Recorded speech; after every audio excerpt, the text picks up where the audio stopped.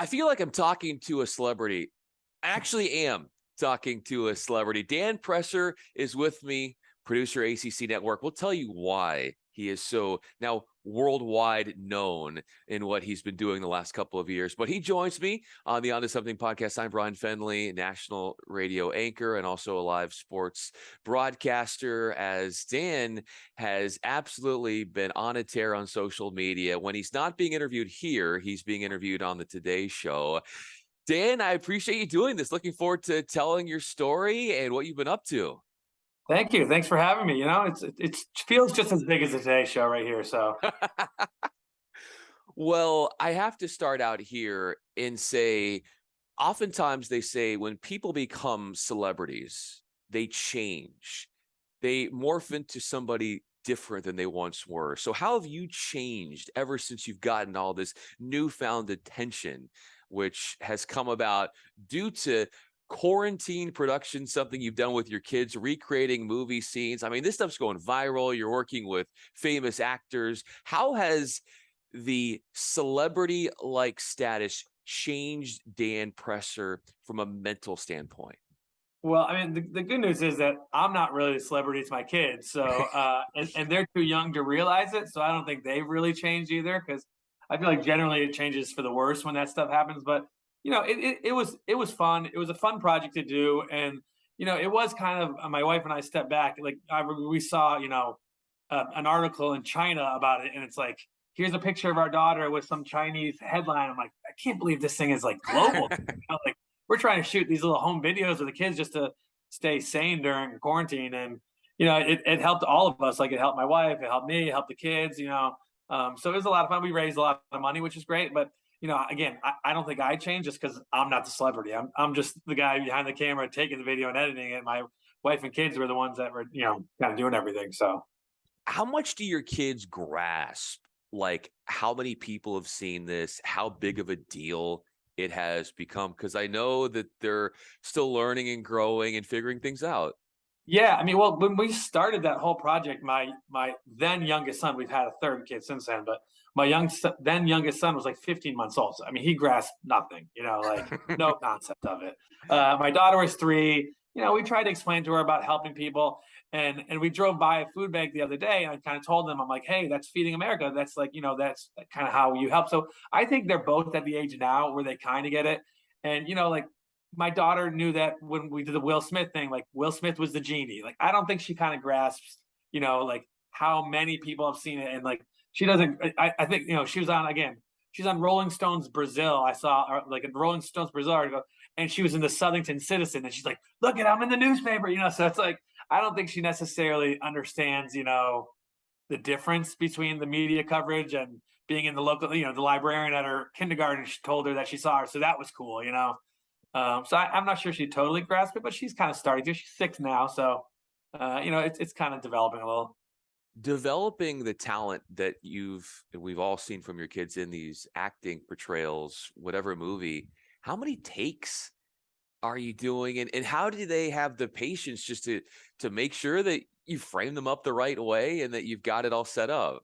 Yeah, I mean, honestly, well, we had plenty of time. In the beginning of quarantine, we had nothing to do. We weren't going to work. We weren't going to school. We weren't, so it was just like, hey, if this takes us 30 minutes, it takes us 30 minutes. And honestly, like our daughter is very talented. And, it's that she was at that age 3 where it's like they want to copy everything you say. They play that game where they mimic it. So I would just say a line, she'd repeat it back. And she did not take many takes. Most of our takes were if, Bart was in the corner crying or screaming and we couldn't hear, but she was good. She like, and I broke it down into like short little lines. So it wasn't like I gave her a whole soliloquy to memorize. But we gave her a line, and then she did it, and I would change angles so it looked like a different shot. But yeah, my wife and I don't know. We came up with all the lists of the things to do, the movies that, because again, in the beginning we had one speaking role. My son was 15 months. He wasn't speaking. I mean, even now today he has a couple speaking roles, but so there are only so many classic movie scenes out there with one speaking role. So, but it was fun. It was a fun project to brainstorm everything and work together. And my wife made the costumes with whatever we had laying around the house in the beginning, because we couldn't even. Wow. I mean, we weren't taking Amazon packages. Like we weren't going shopping. it was thankfully we had a pretty extensive costume collection to begin with. So Now, what would it take for you to get into costume, into an actor portrayal, and to get you to do more as far as like thinking of what you might have done or would have done in a recreation of one of these viral movie scenes that your kids were a part of? yeah, I mean, like my wife and I always joke because like sometimes we would have to be used as, in the very first one, I'm Scar throwing her over the Lion King. So like, I'm in them, but obviously like she and my son and now my third son are the stars. But I mean, my wife and I give each other crap because like when we're in it, we're not good. We're not actually good actors or anything. There's a cutaway. My wife, I'm like, hey, just look like you're staring on, and she's like, and so we look at it, we laugh back at it now. But honestly, like our kids are better than us at this. So I don't know if it's just the age. I don't know what it is. Maybe they don't tense up or whatever. But our daughter is a pretty good actress. Well, absolutely. And working in TV, I think she's gotten something from you as far as those instincts of what it takes to be successful on screen. So grading, you just did a bit there, Dan, grading the way in which you think that you would be an actor or the way in which, you played a part in all of these recreations. How is the difference in your self-evaluation in that space compared to what you do on the television side at ACC Network and how you evaluate yourself in that way?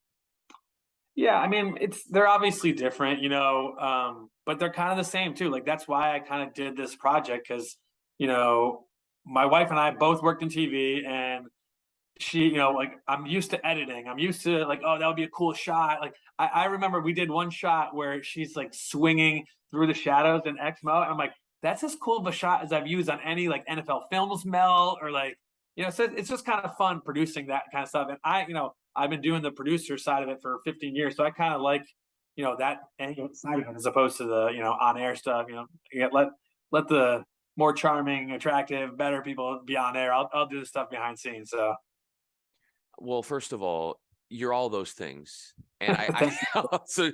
so don't discount yourself. But where are you as far as what you enjoy most about the day to day? I know you work on daily shows with ACC Network, but what about that makes you feel fulfilled more than anything else? Yeah, I mean, I don't know. It's just everyone's job is different. Our jobs have highs and lows, but like just even this past weekend, like I'm going the nightly show for ACC Network, and the ACC game this weekend had crazy games. It was like the UNC game finished ended, scored 40 points or 60 points in the fourth quarter. The FSU game, a block extra point to win it. So it's just like those moments where you're just a fan. Like I remember they blocked that extra point and everyone was cheering and they were like, oh wait, we have a job to do, So that kind of stuff is still fun. Now, listen, when you're doing a baseball game, it's 14-3 in the middle of May. Like sometimes it's like drags on, but sometimes it's just it's cool. You step back and realize like, hey, I am watching sports for a living. Here I am, like three of the best games of the week were all covered on the ACC. The Pitt game had a wild finish, and it's just fun. It's fun trying to find creative ways to give our fans the same experience that we had. And I like to try and give them behind the scenes look. Like our guys, we have cameras rolling on our guys. So I saw them go nuts when the pick six happened in Pittsburgh game and the blocked extra point in the FSU game. So I kind of racked those back and showed the fans like, hey, look, this is what it's like here.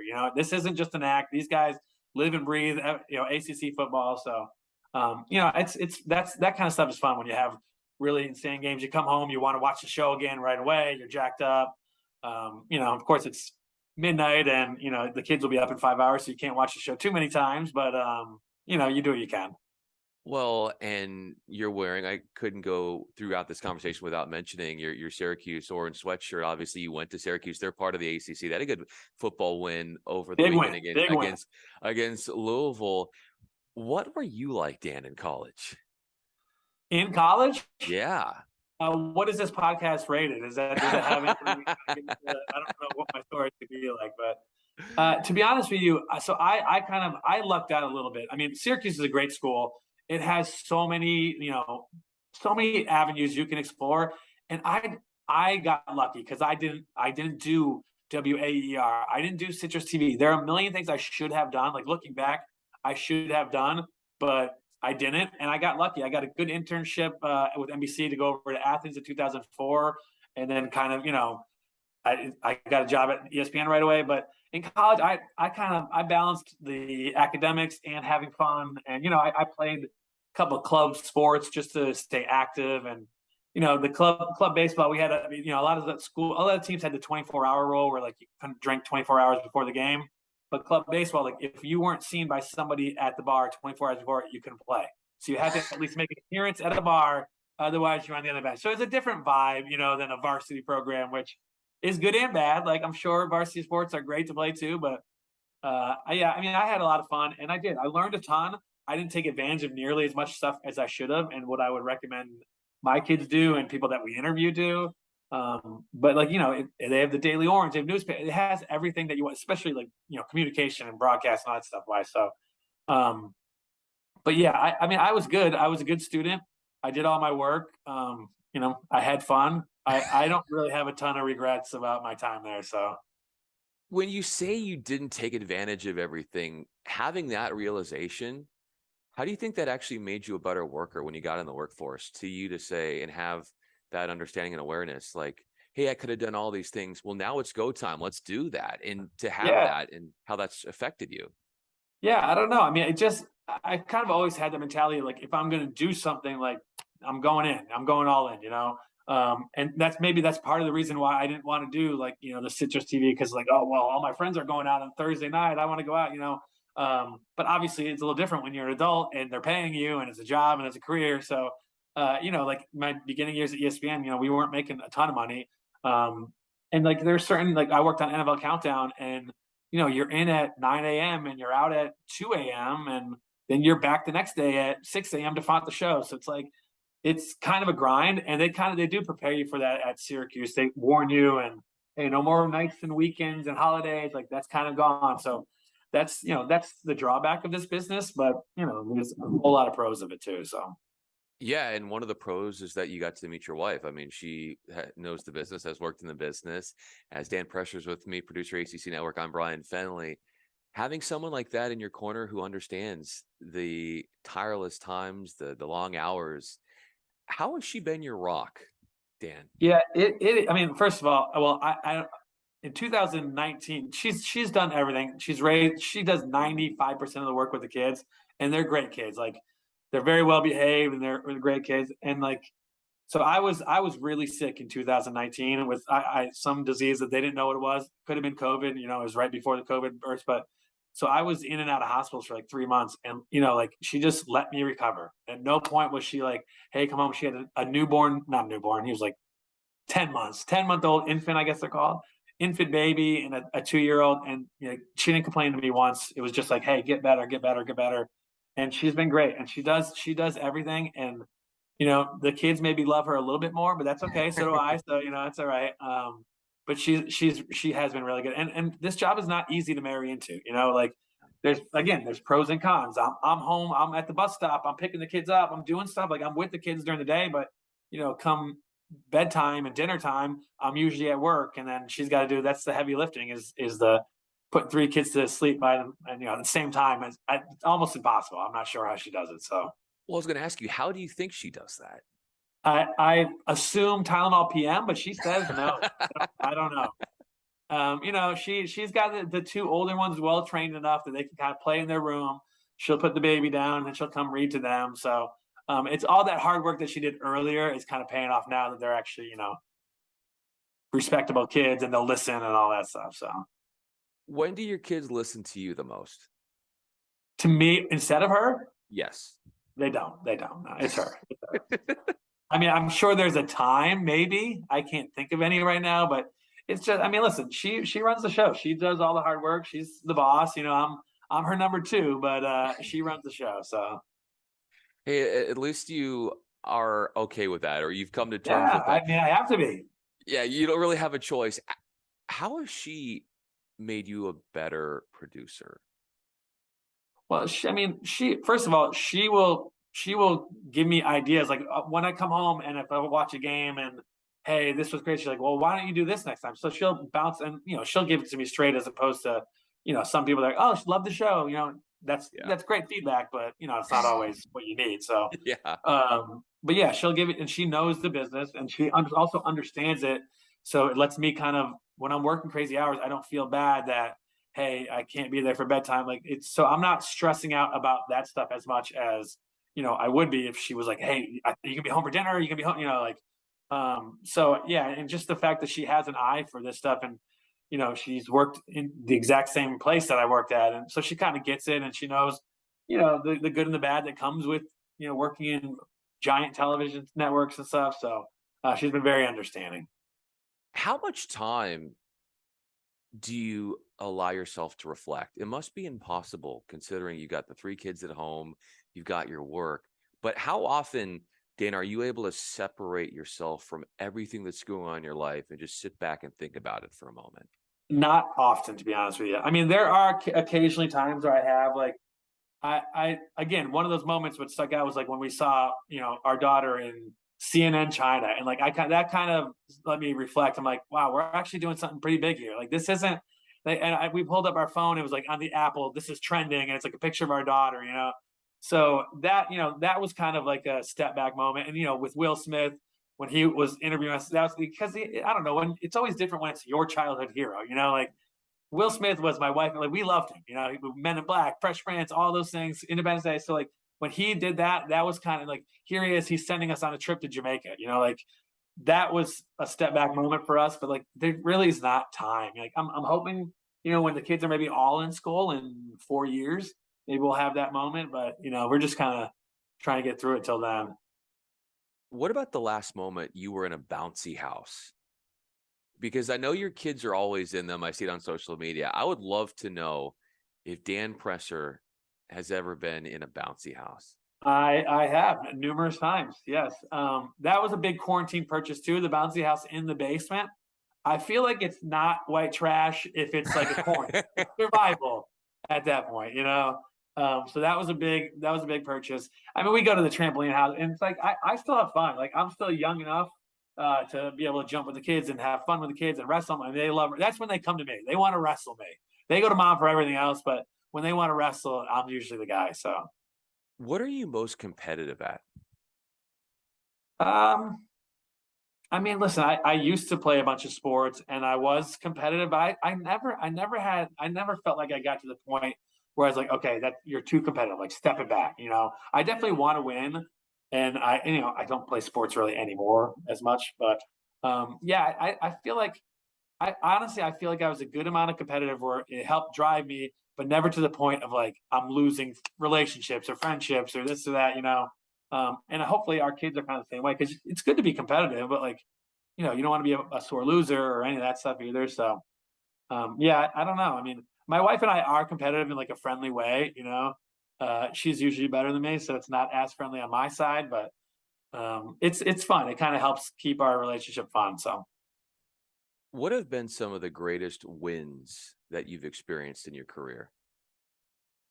in my career, I mean, the first Emmy was really fun just because a lot of people work in this business and never get one, and here and we won it for like basically for playing a video game. It was like best new sports technology, and so we were playing Madden. It was just me and this guy playing Madden for like 6 hours just to capture the right play, and but it was cool. It was like you're there at where was it, like Lincoln Center, New York, and this red carpet and everything, and all these people that you looked up to your whole life are getting awards and presenting, and then like you're kind of there with them. So that the first Emmy win was really cool, and we were at the awards for it, which that was the only time I've actually been to the awards. So that was probably the biggest one, um, at least career wise. How is it for you taking a compliment? How are you with those? I mean, I'm all right. Like I don't necessarily love it, but I will say thank you and try and deflect it with a joke. Usually, that's kind of the go-to defense. But I like getting compliments. I do. It doesn't make me uncomfortable, but I'll say thank you and I won't dwell on it necessarily. So why won't you dwell on it? Why don't you enjoy them as much? What does that say about you and that it's more than about you? I don't know. It's probably just more like my upbringing, like the humble. It actually goes back same to that Will Smith thing. My wife and I were joking because we open up this envelope and he gives us a trip to Jamaica, and we're both like, "Oh, that's so great!" Like, meanwhile, inside we're obviously going nuts, But like, it's just like the reserved nature, I guess. That I'm like, "Oh, Manny, good job!" Like, I mean, we get a free trip to Jamaica from Will Smith. Like, you should be going nuts. Like, and so we felt so bad about the way we reacted, how reserved we were, and everything. I think it's just I don't know, if you dwell on a compliment, then you kind of settle, and we don't necessarily want to settle because then you don't get better. I love that mindset. Dan Pressure's with me. I'm Bryan Fenley. What was your upbringing like, Dan? I mean, my mom was a stay-at-home mom, and she was great. She was kind of very similar to me, competitive, but like I remember I never beat her at tennis until I was whatever 10. Then we played a while, and then I beat her a golden set where she didn't score a point, and then I don't think we played since. So it's like, so she pretty much shut it down after that. But she was great, and my dad was at every one of my sporting events, which you don't realize it. You don't realize it when you're a kid how much that means. But looking back now, like every sporting event we played, one of my parents, and I had two sisters, so like they're doing a bunch of stuff. Like my younger sister played a bunch of sports, but every single sporting event that I can think of, except for one, which I give them crap about a lot. I got thrown out at home plate to lose a game. They were overseas or something, and I still give them crap for it. But like the fact that there's one memory, I have one memory of them not being at a sporting event just shows how much they care. And my dad, he was a lawyer, so like there were times where he had to do stuff, but I don't know. They always found a way to be there, and so I'm trying to do the same thing for my kids because again, I have weird hours. There's times where I'm not going to be able to go to certain stuff, but I think I'll be able to make it if it's big enough. I'll be able to make it. So were you stealing home or were you just running home? No, I would. It was a comeback. First of all, we were down by one in the state championship or whatever it was. It was like Sandy Koufax League. We were like 12 years old, I think. And whatever it was, regional championship. I led off with a single. Great. Stole second. Moved over to third. Got next high strikeout, and then a grounder. I was trying to score the game tying run. I swear to God, I was safe too. Throw was high. I slid under the tag. I was out. Season's over. I'm balling. My grandma, who was taking care of us, is balling because she's a grandma. So I give my parents a lot of crap that they weren't there for that one moment. But hey, maybe it made me a better man for it. So How did your grandma console you afterwards? she did not. She did not. Mrs. Kowalczyk took the job of consoler after that. So someone was consoling grandma, I think, at the time. So Oh my goodness. Dan Presser is with me. I'm Bryan Fenley, producer, of course, daily shows at ACC Network, and I'm a national anchor with doing live events. Dan, this has been so much fun. I feel like what you're wearing right now, I feel like you're coming off a practice as an assistant coach for Syracuse yeah, I know basketball. this feels game. This feels like it's game worn from somebody. But I actually got this from ESPN. They ordered it for us for like a Wear Your Colors Day or something. So God bless them. Another perk. Disney for free. Syracuse sweatshirts. Well, my girlfriend went to Syracuse as well, and obviously it's such a pride. I guess my final question for you is how often in casual conversation will you let people know you went to Syracuse? I mean, listen, it depends. If they play more games like they do Saturday, more often. It's been a dark, I don't know, decade of football. So, you're not necessarily boasting about it all the time, but at ESPN too, it's like there's so many people that went there and just in the business at all. So it's like it usually comes up at some point. You'll talk with somebody about what an awful loss it was, or big basketball win, or I mean, basketball's been good. It hasn't been as good when I was there in 03, so I was there for the national title, which was a good time to be there with Carmelo. But they've at least been respectable the last 15 years. And football had a good year, but maybe this year's different. Maybe this year is different. They've gotten out to a great start. Your Great career start. has gotten out to a great start as well. More awesome things to come. Dan Presser with ACC Network. I'm Bryan Fenley. Dan, thanks so much for giving us some keen insights and going below the surface of what it's like being a dad of 3 kids and navigating that and having fun, and what you've done from a social media perspective with your kids, and just the passion and joy you have as a father, but that you also inject into your career, man. This is a really neat discussion. Appreciate it. Thank you. Yeah, I appreciate you having me on. I appreciate it.